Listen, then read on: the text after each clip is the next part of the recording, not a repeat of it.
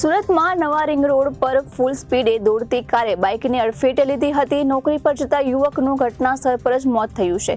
સુરતમાં અકસ્માતોની સંખ્યા દિવસે ને દિવસે વધતી જાય છે. નવા રિંગ રોડ પર ફરી એકવાર અકસ્માત સર્જાયો છે.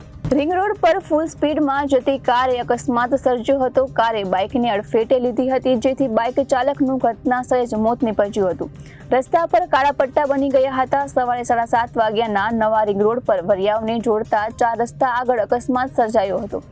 આ અકસ્માત કાર અને બાઇક વચ્ચે સર્જાયો હતો. આ દરમિયાન ફૂલ બ્રેક મારી હોય તે રીતે રસ્તા પર કાળા પટ્ટા પણ પડી ગયા હતા. જો કે બ્રેક લાગે ત્યાં સુધીમાં અકસ્માત સર્જાઈ ગયો હોય તેવું અનુમાન વ્યક્ત કરવામાં આવી રહ્યું છે. અકસ્માતને લઈને પોલીસ દ્વારા તપાસ હાથ ધરવામાં આવી છે. મૃતક રાજુભાઈ મધુભાઈ વેગડના કુટુંબી ભાઈ ગુલાબભાઈ વેગડે કહ્યું કે રાજુભાઈ વેગડ મૂળ ગોપાલ ગ્રામના વતની છે. સુરતમાં તેઓ વાડીનાથ ચોક પાસે રહે છે. સવારના સમયે તેઓ નોકરી પર જતા હતા. આ દરમિયાન અકસ્માત થયો હતો.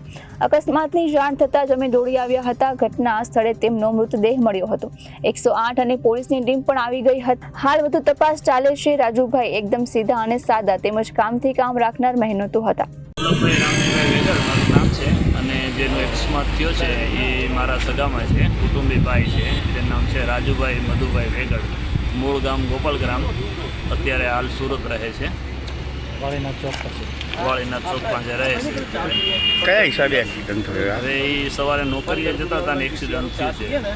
આમાં કંઈક બીજા કંઈક સાથે કોઈ એડજસ્ટ કંઈક કંઈ નહીં, અરે બહુ સારો, બહુ સીધો અને સારો વ્યક્તિ હતા. એને દુનિયામાં કોઈની હારે દુશ્મની